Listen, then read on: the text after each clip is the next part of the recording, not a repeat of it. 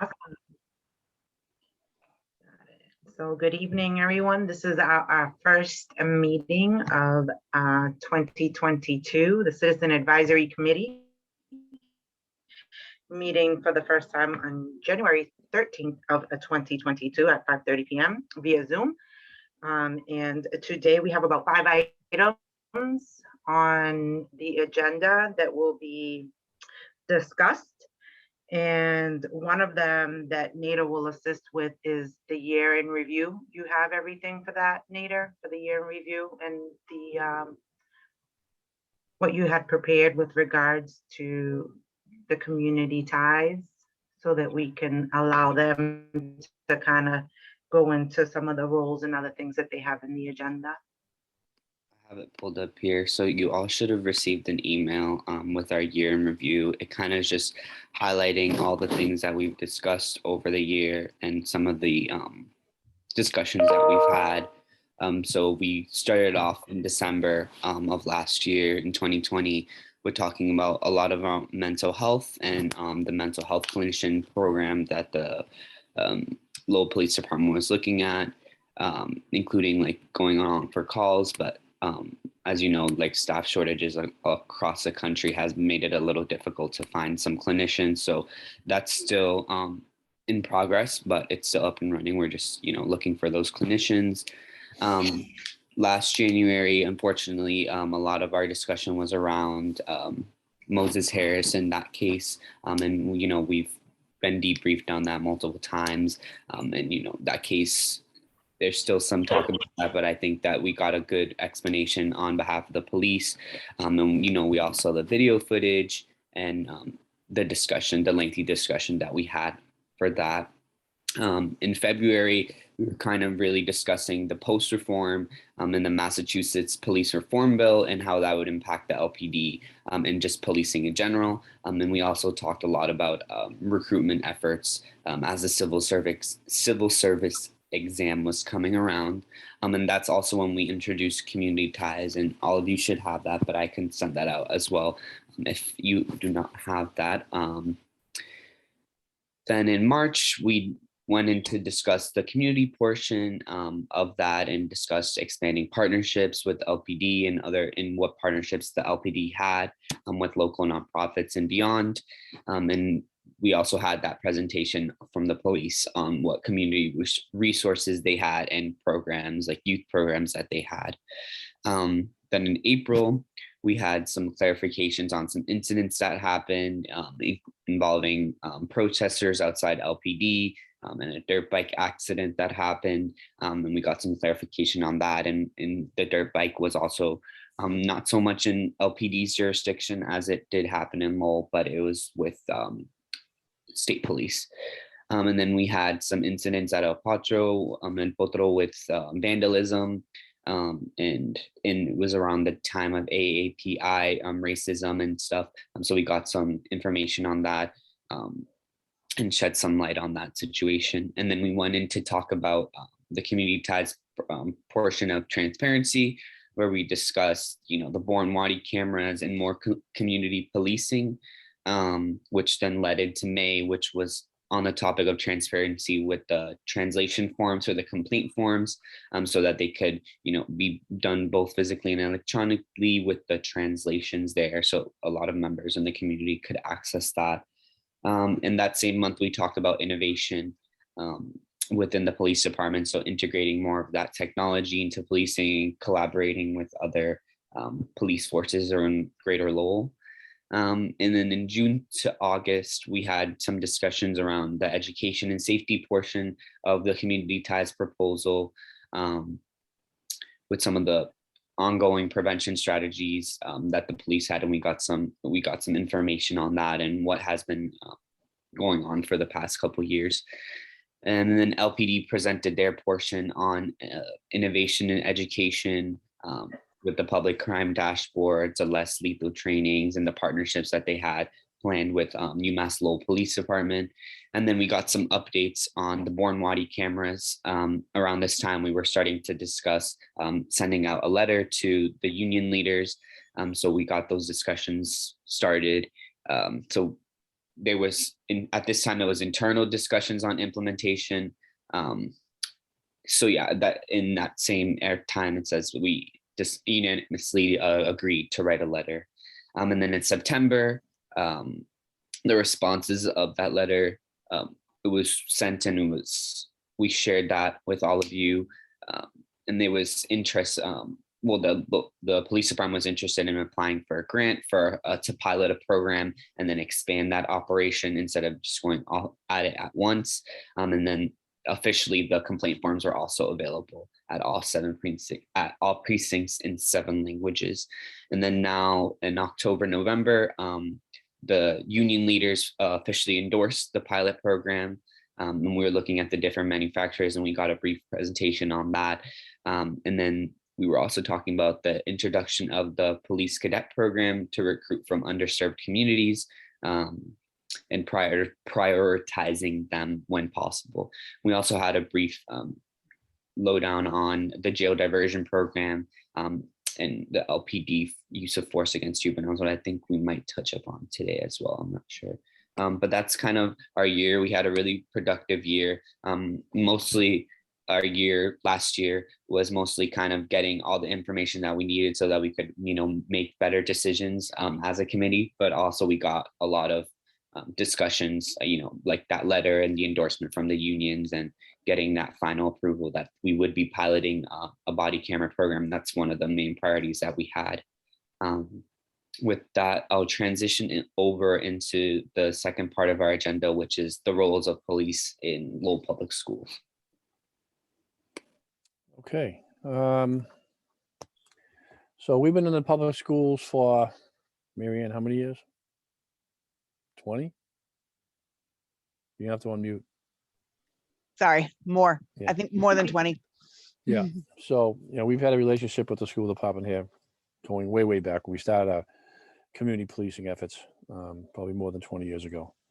So, we take our role serious over there at the high school.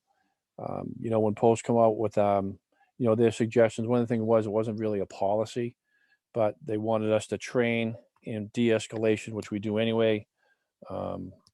So that basically this was due December 31st. Agency shall not include, no, that's the wrong one. Where am I? I lost it. This page.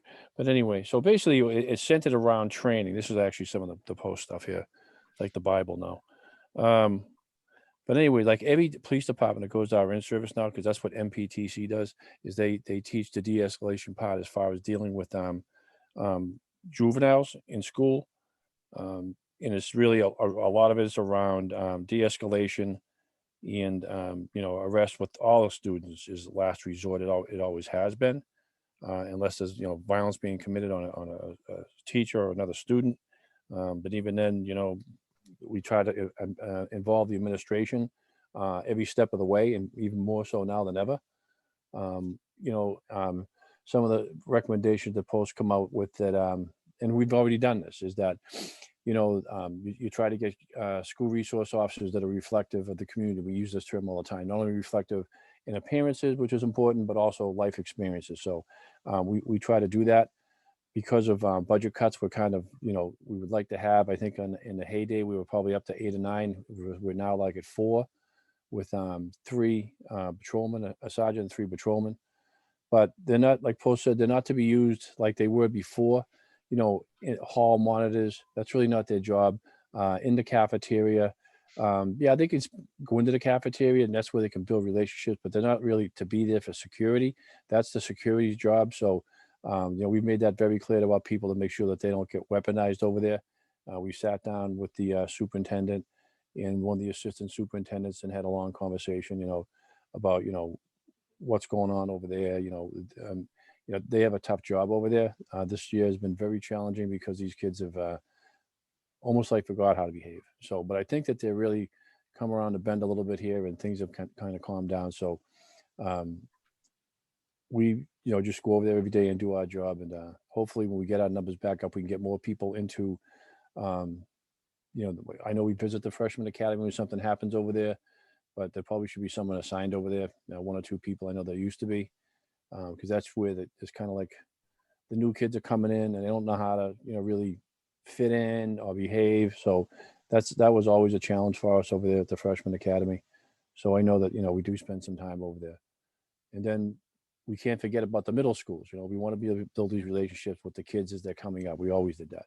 But again, being limited, so we come up with the idea that, we want to build bridges with them and don't lose track to them. We want to wait till they get to the high school for them to get to know us. That's why we run on all these other programs too that we'll talk about. Maybe Mary Ann can talk about them. Mhm. Some of the things we've taken on over the last year, student academies like year round now. We used to only do it 2 times during the summer. The school department's been fabulous working with us with that. They're very excited about it.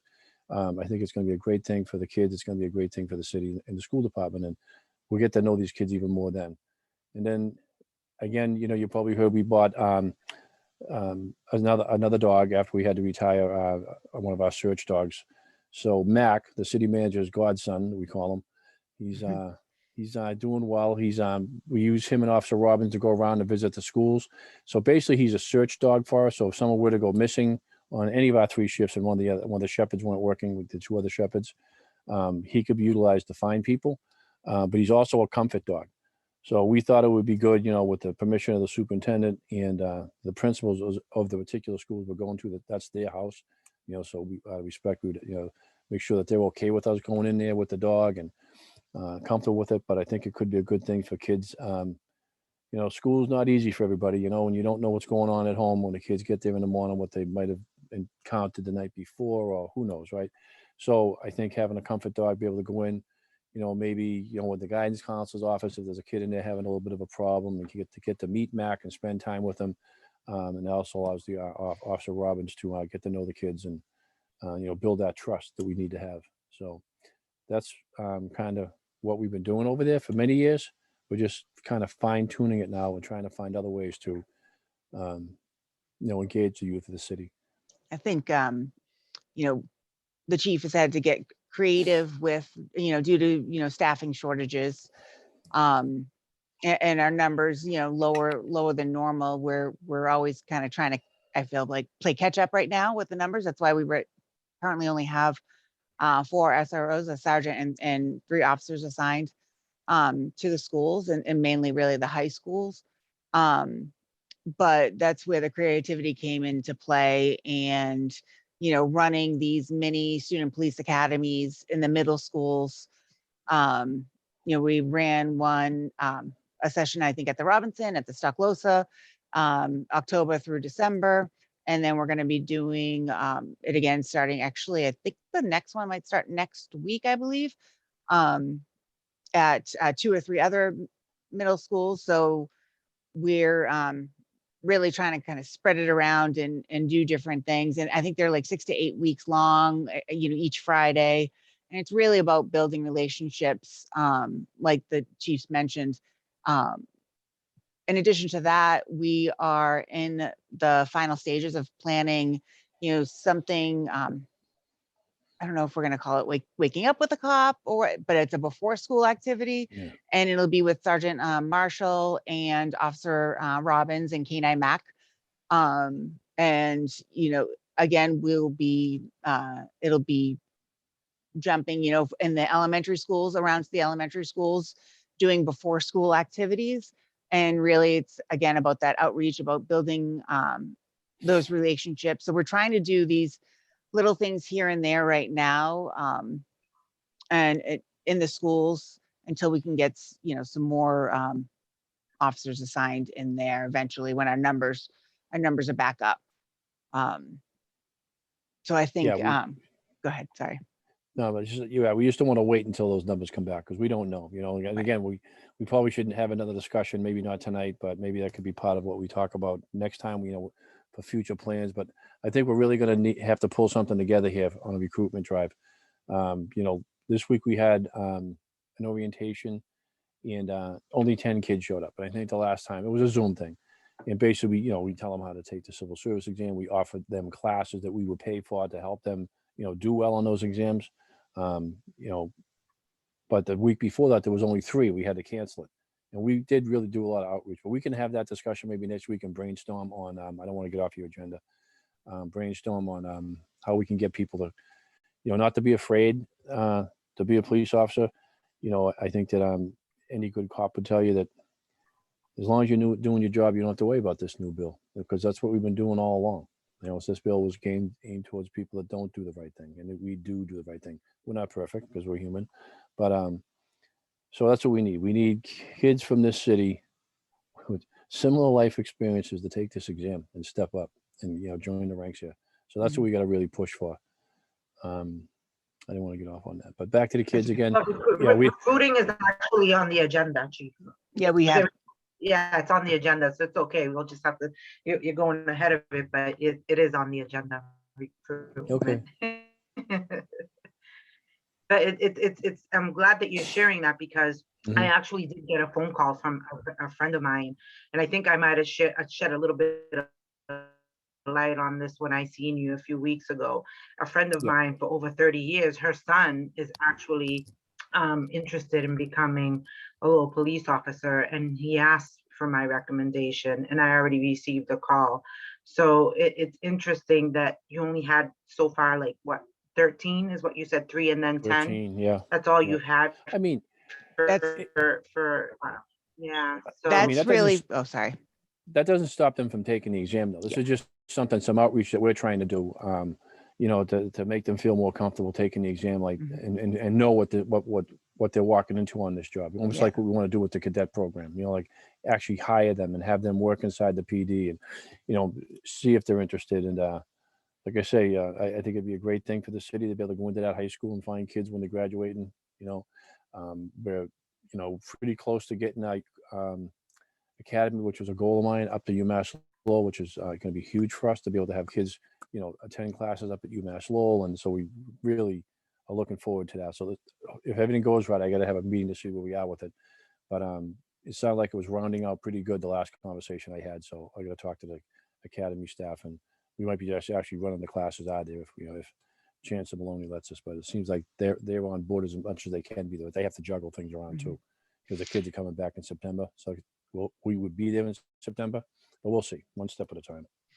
And I think, Michelle, what you're referring to is different than the recruiting session. So the recruiting sessions that we're offering are for people who haven't even taken the test yet. So I think your friend's son actually has gone through and taken the test. He's on the list. He's he's signed, and now they're going through like the background check portion. So we're still trying to get people to take the test, but I'll delve into that a little bit more towards the end. Right now, Chief, I don't know if you want to get into the like what is use of force and de-escalation and things like that. The next agenda item. Before sorry. I may, it's okay. Before he jumps into that, if I may. So what you're saying, Chief, that right now, currently, there's probably 4 individuals available at Lowell High School for just to kind of, what exactly does the Lowell police officers do at the Lowell High School? I mean, are they there for safety? Are they there to help, just to kind of have, healthy relationships with the students, kind of keep the students, the number one thing is obviously understanding that there is someone there. Yeah, it hasn't changed in the last 20 years. We're there, hopefully we're not needed for security. But there's been instances when we've had to get involved in stuff, not as of recent, which is good. But, basically, like I say, this is our opportunity, like we do with the programs in the morning with the kids, to have face-to-face contact with these kids. And I think it's more important now than ever that we do that, especially, under what we've seen the last couple of years. We've talked about a lot over the last couple of meetings we had here over the last year. So, I think the number one thing there is building relationships and building trust. And the security part of it is like, for us now, is kind of like, what, we don't want to get pushed in the middle of anything. I mean, obviously we're going to protect other students if something were to happen, and, address it accordingly, whether it's through something the school would do, or have the parents come in and talk to them, or if hopefully we wouldn't have to do this, go all the way to the point of maybe taking out a complaint app, and maybe they would have to get into some kind of diversion program. But the goal is to try to keep these kids out of the system as much as possible, because we all know that once they end up in the system, it's a spiral, and that's not what we want. We want to make sure that these kids thrive. So and they have challenges. Some, you know, there's some tough home lives. You know, out the street, there's a lot of pressure. Walking home, they're getting, you know, jumped by other kids. You know, the kids are forcing other kids to fight with people, and they film it. And yeah, it's a lot different than when I went to school, and probably some of you maybe here went to school. You know, I know most of you are It's young. definitely escalating everywhere considering the COVID. Right, every effect. school. Yeah, the teachers, talk to the teachers. They'll tell you. They, you know, many of the ones that have been there for many years are kind of like they've never seen it like this, and they're the ones that come up with the term. It's like they almost forgot, like a reset. They just forgot that they're supposed to come in and act, you know, in a certain way, at the very least respectful, you know. But they just, but the school department, you know, we sat down with the superintendent, and they're working at it. It's, you know, it's not going to happen overnight because they've been, Mhm. you know, been a mess now for like a year. So try to get them back on track. But they're doing it, you know. So we'll keep our fingers crossed, and hopefully we'll get back to some kind of normalcy. Maybe we're rounding the bend here. I don't know.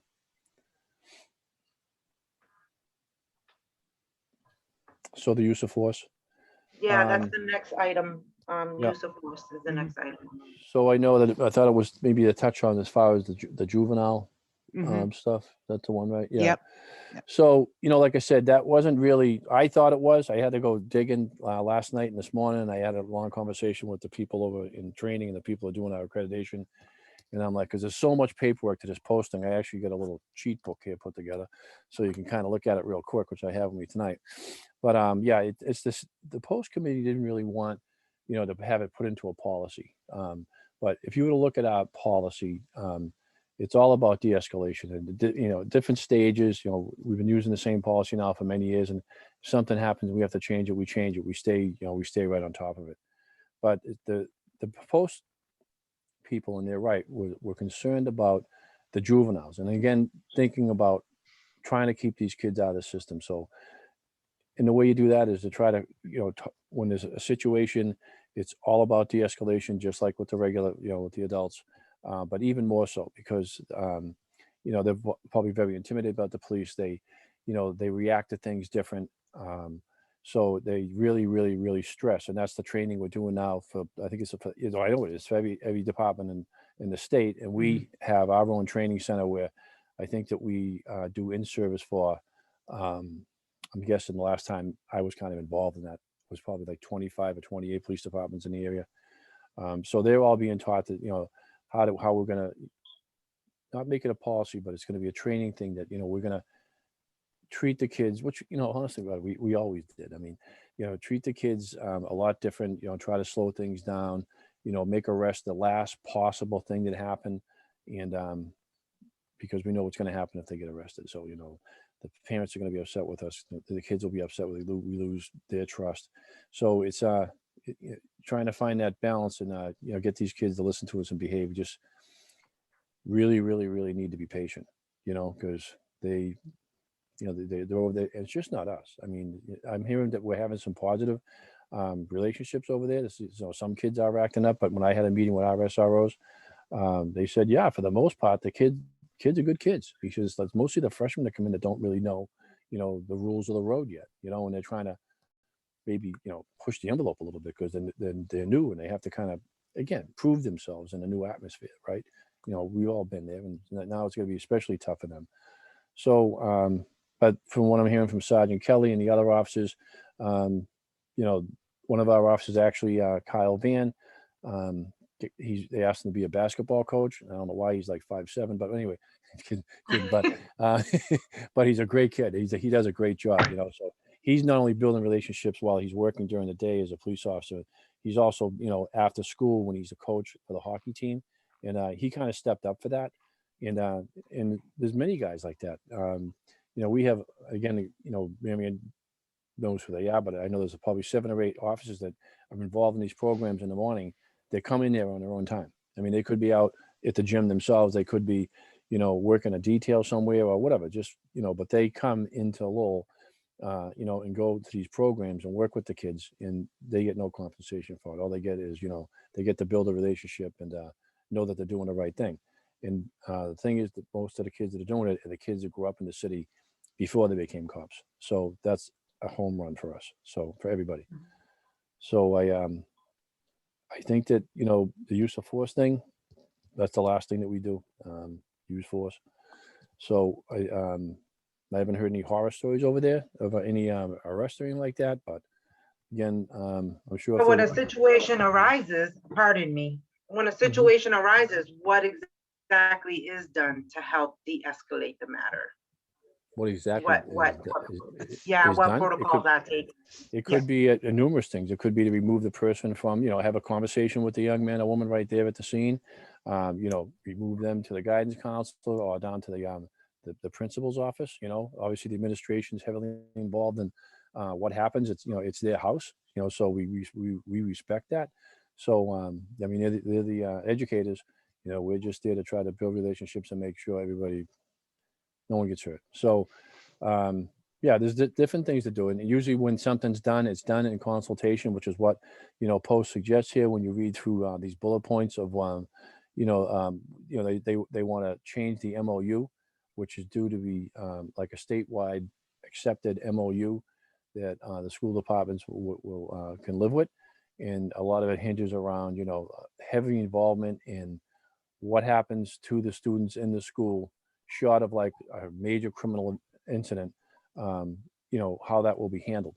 And I think that's the way it needs to go because they probably know these kids a little better than we do. So they might know more about what their background is and why they may have acted out the way they did. You know, we might never get to that point in the relationship with them to know any of that. So yeah, there's a lot of things in place to make sure that like I say, these kids thrive in school and, you know, keep them out of the system as much as we can. And So, if I can just add a few things, Chief, too. De-escalation, and as I've mentioned this before, de-escalation is taught throughout all of the use of force trainings. It's emphasized throughout all of the use of force trainings. But de-escalation overall is about slowing things down. And please, Chief, correct me if I'm wrong, but it's really about, and that could be different in every situation, depending on what the incident is, what is going on with the child, or adult for that matter, anyone. You know, could be the officer relating to the minor or the adult in whatever situation it is. It could be just talking in a calm manner.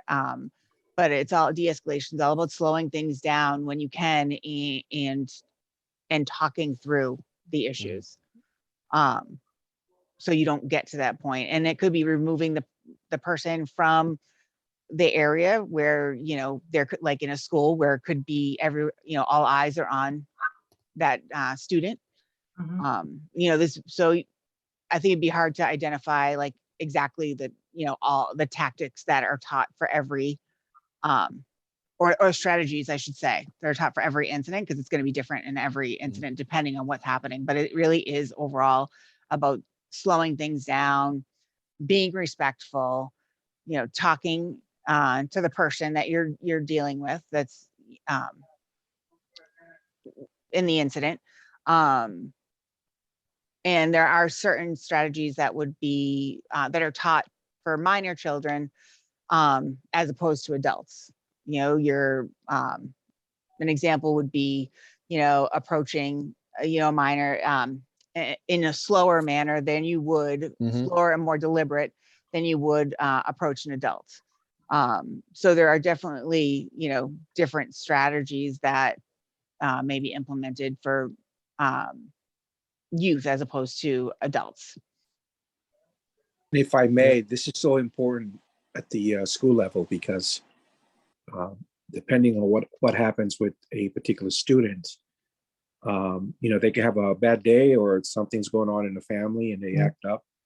And if that's not dealt with properly, it could really mess up the future of that young person in terms of moving forward to college or just, you know, developing a dislike for the school or even the police department. So doing that right at that level is so important, especially when we deal with kids of color that, you know, there's already a bunch of things stuck against them. And, you know, a bad day, a bad situation, a bad week, something going on in the family. And it, they could have an issue of a bad behavior, and that if it's not dealt with properly, it could really affect, their future. So I'm glad that, we're having this conversation, and this is taking place within the police department. I mean, there's many paragraphs regarding this whole thing. I don't want to bore everybody and read them, but it touches on a lot of what we already talked about. But the thing that I highlighted the most down the bottom is that what they want to be definitely part of this MOU, and I think every chief of police in the state and school superintendent is, it should expressly state that the school resource officer shall not serve as a school disciplinarian, enforcement of school regulations on place of licensed school psychologists, psychiatrists, or counselors, and will use police powers to address traditional school discipline issues, including nonviolent disruptive behavior. So that's like I say, everything goes back into the hands of the school as far as how they deal with these children, unless it's some major incident, like someone getting assault in progress.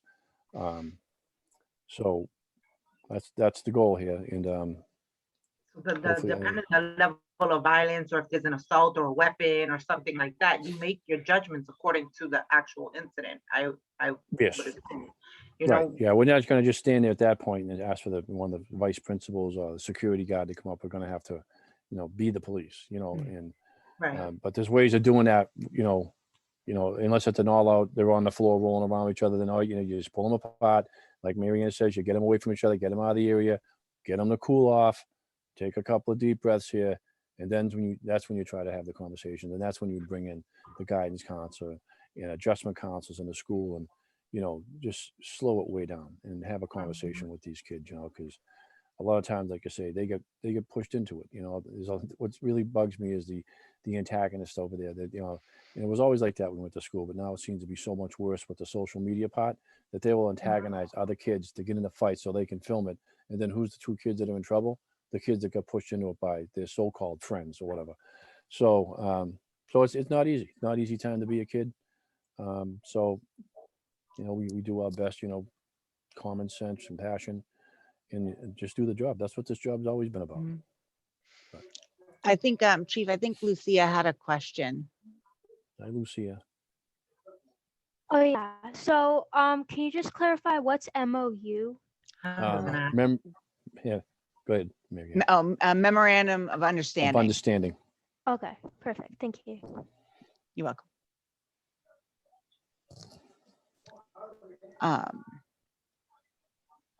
And then if Talk about. Go ahead. yeah, I was going to say, if we wanted to move to the next topic, the body camera updates, although we don't really have a lot of updates other than what Nader's already said regarding the unions. It's currently in the union contracts for the pilot program. We are for procurement purposes, Well, we I have think to we could talk a follow. little bit, like even today's meeting. Yeah. Oh, go ahead, Chief. Yep. There you go. No. Just okay. talk about what we talked about today. We had a Yeah. meeting, Mary and the two deputies. Where we go next with this body cam thing? Yeah, Oh, go so ahead, Mary. we have to follow Massachusetts General Law 30B, the procurement laws. So we're gonna have to go put this out to bid. And we're currently working with the chief procurement officer in the city on putting together that request for proposals. We just need to put together the evaluation criteria and send it over to him, and hopefully we can get that posted in February. And then go from there. And I know we talked about, so that was a major point of our conversation in the meeting with the chief and the two deputies today. And also like the policies that are going to have to be put in place that I think will be discussed, between the police, the unions, and the law department. Right, part of the contract, the writing in the contract. I haven't seen it yet, but it came up in the conversation today that when it does come time for policy, the city administration, the unions, and the police administration have to sit together and come up with the best policy that's the best for the city. So that's going to be a discussion between those three groups. So once we get that, because we have to have that before we can even roll this out, to have a policy on what's expected, how we're going to handle these cameras, when they're going to be on, when they're going to be off. There's so many questions that have to be answered. But we're moving forward with we have 3 companies that gave us prices. So we're, gonna work with, Mike Vaughn's gonna work with that to see who comes back with the best price and but there has to be the best equipment too. Yeah. We already use Axon a lot here. That's our tasers. That's a big company, but, we'll have to see what happens. And then, I know the city's committed to doing this, but I think it's going to be in stages, like I say. So it's 30 a year. So 30 the first year, 30 the second year. So could take 4 or 5 years to fill the whole job up. But we're going to pick 10 people on each shift, right? Maybe that's how we're going to do it. 10 people on each So you have shift. 10 people on each shift to get Yeah. all the shifts covered. Yeah. So I think while we're putting everything out to bid, at the same time, we'll be able to start those conversations regarding the policies. So those are, everything's happening at once. So hopefully when everything's all said and done, we're good on the policies. We're good on, selecting the vendor based on the evaluation criteria that the city comes up with, and the needs of the department. And then we'll be able to start implementation from there. So that's where we're kind of at right now. Do you have an idea how long the bidding process takes? So I think and I might have to clarify this, but I think the bid has to be posted. I think it has to be posted for 30 days. And then it goes, then we have to, individuals in the city and the police department need to score the proposal first. We do not see the cost proposal. We only see the actual, program proposal or the equipment proposal. And that gets scored first and submitted to the city. And then we're able to see the cost proposals, because this really is about the evaluation criteria. And because someone could come in really low on cost but really low on their evaluation criteria. And we can't look at, that's why the cost proposals are kept completely separate and sealed. And those aren't looked at until the actual proposals are scored. So that being said, then we have to go, once those are finalized and a vendor is picked, then it goes to the law department to create the contract. And then it goes out for signatures once it's created. So maybe by spring, late spring. Once, nothing works like everything on in place. TV. Yeah. Yeah. Yeah, like I always say the same thing about HGTV when it comes to real estate. We don't only show Yeah. 3 houses. Yeah. And they make us Yeah. Yeah. Things kind of move slow, but we're moving. so I totally understand. Yeah. But do you think that they'll be wearing them in 2022, Chief? Do you believe Yeah, I that think the so. police Yeah, I officers think will so. be wearing the body cameras this year? The pilot I think program, so. yes. I Yeah. think so too. And I think it's going to be a good thing, because once, even, they agreed to do it. But, always with anything, there's always people that are nervous and worried about it. And, the unions have some concerns, but I think that once they see that this is actually going to be an advantage for them, and I think we've seen that across the country, that the guys that are doing the right thing, and people make these allegations that, the officer did this and that, it's on film, and the film doesn't lie. So, I think, and that, like we talked about today, is that, I think the other guys watching the first 10 is going to be very important. And once they see that, hey, that's not that bad, it's actually, it helps me, so I think it's going to be a good thing. It's going to be a little nervous at first, I can see that, but it's the up and coming thing. It's the thing we need to do. I talked about this before. We need to do this. Yeah. And then, so if there's no other questions regarding the body cameras, I'm just going to talk briefly or touch upon, because I know the chief touched upon it earlier, about the Lowell Police recruitment. So we did have, we scheduled 2 recruitment sessions. We had to cancel the first one, like that you said, because of low registration. We did have 10 or 11 individuals in this past Monday night session. And a lot of good questions were asked, and the deadline for the test is the 18th. So we will be pushing more information out on social media, just to remind everyone. We did send out to both the chairs of the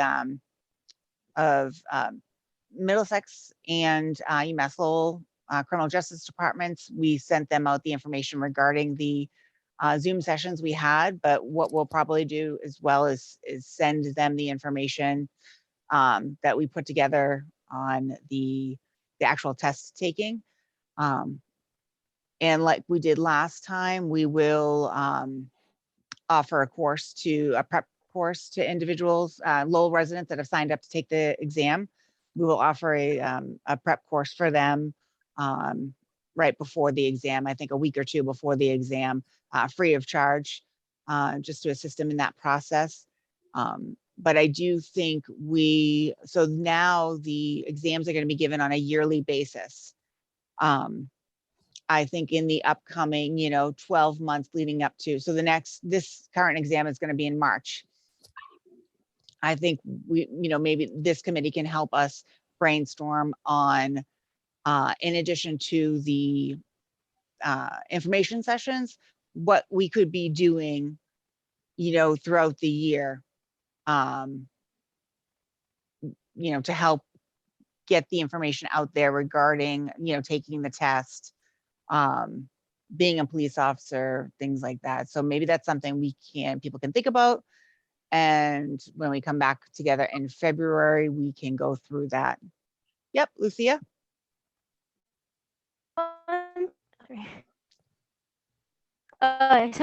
So one thing, so from what I understand, the police department has already like reached out to UMass Lowell and like Middlesex Community College, right?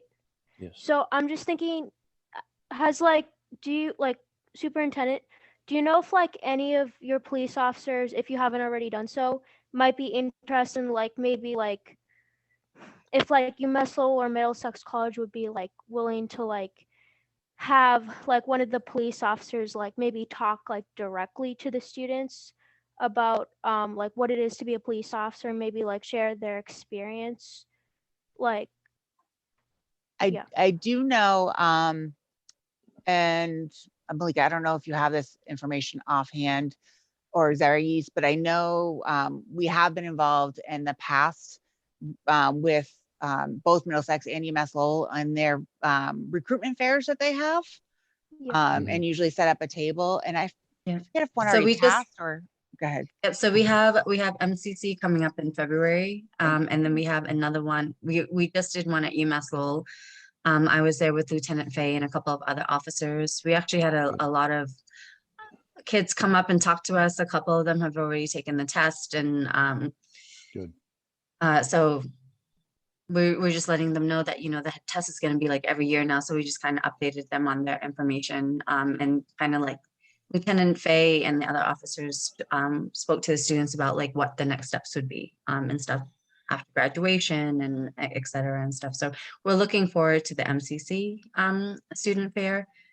So we'll keep you updated. We did, in the past, we did attend like Lowell High School. They had like a career fair and everything. But because of COVID, we've also been limited into what we can also participate in as well. And due to the numbers of officers availability. So it depends on like what we're able to do. But Lieutenant Fay has great in order to come with me to these different events and talking to students. Okay, perfect. But if you know any events that are happening and stuff like that, let me know and I can coordinate with him. And we'll try to be there. Okay, thank you. You're welcome.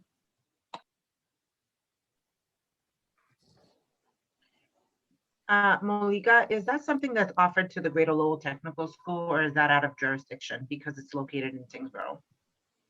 We haven't been invited to the Greater Lowell Tech, but I don't see why we wouldn't be, just because we do have a number of Lowell students that go there as well.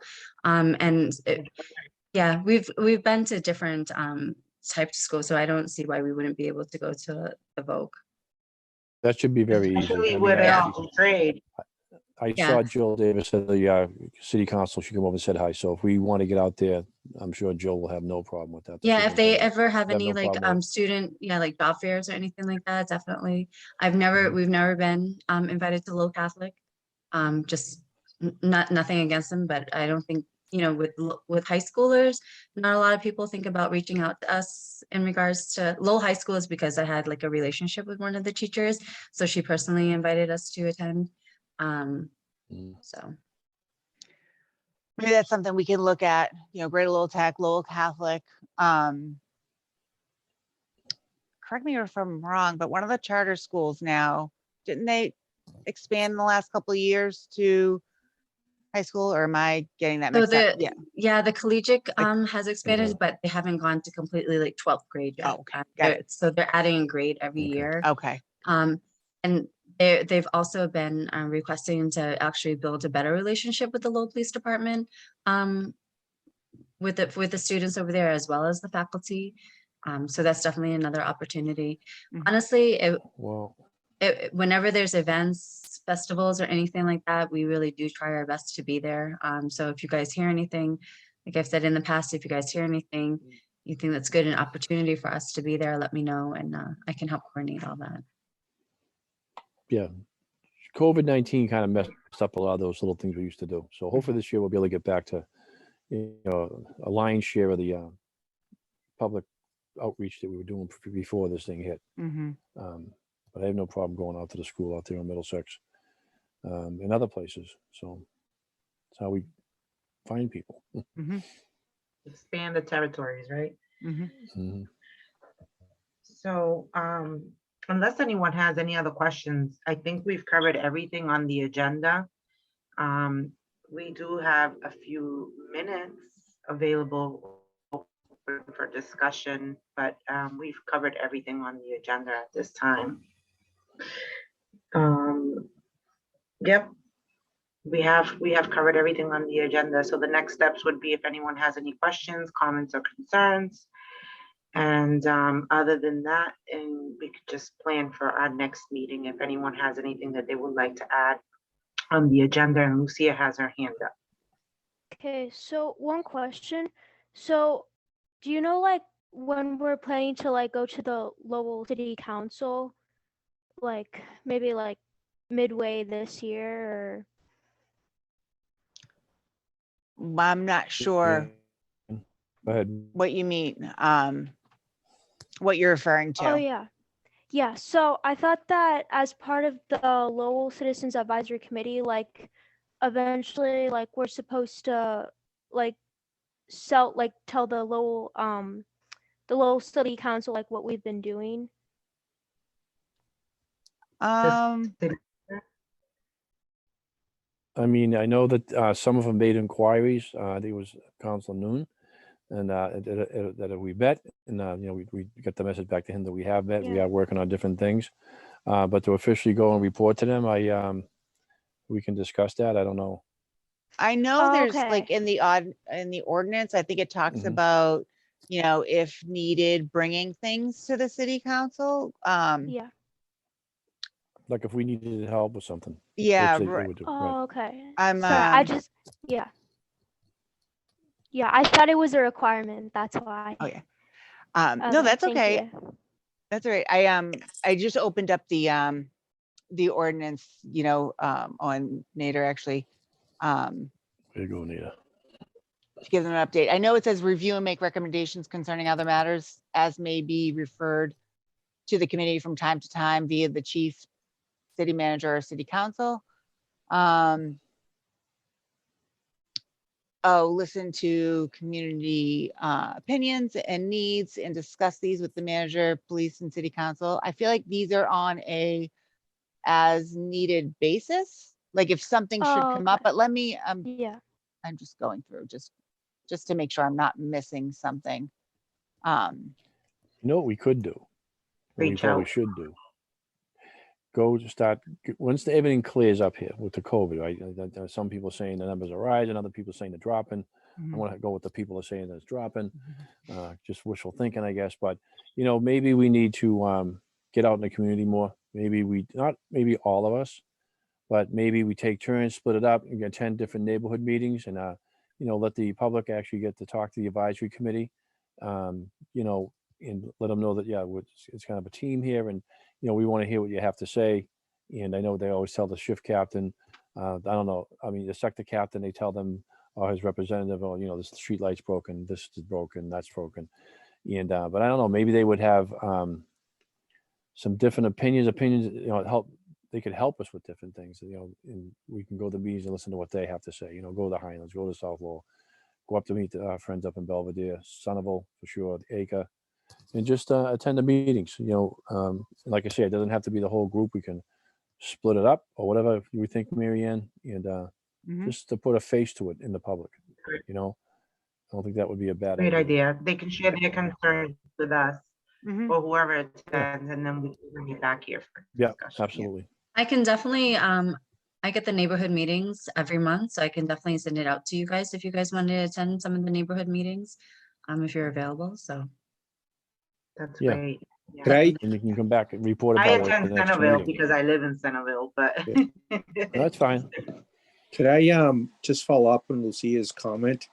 So while it's on an as needed basis, you know, I don't think it's a bad idea that at least once a year, the chair could go before the council and do sort of like this update that was done here, just so that they know that we are active, Yep. and that we're That's a good idea. meeting. It's a good I idea to think have the chair there. Yep. I think, you know, I don't think that we all need to be there, but at least the chair of a committee, perhaps with you, chief, or someone, but just to let the city council know that we're active, we're Mhm. involved, and that I think that also sort of gets our work to other folks that may not watch our Mhm. committee meetings even after they're recorded. So it's an opportunity. Thank you, Lucia. Yeah, well, Yeah. I'll have that conversation with the manager next time I get a minute with her, and you know, you could probably do that. It's not a bad idea. Mhm. Keep me posted. All right. I think that unless anyone has any other suggestions, questions, or concerns, we pretty much covered our agenda for this evening. Anyone? And that basically wraps up this meeting for this evening. And this meeting is adjourned. Okay. You guys take Thank you care. very much. Good Thank night, you, everyone. everyone. Have a good Bye. night. Thank you.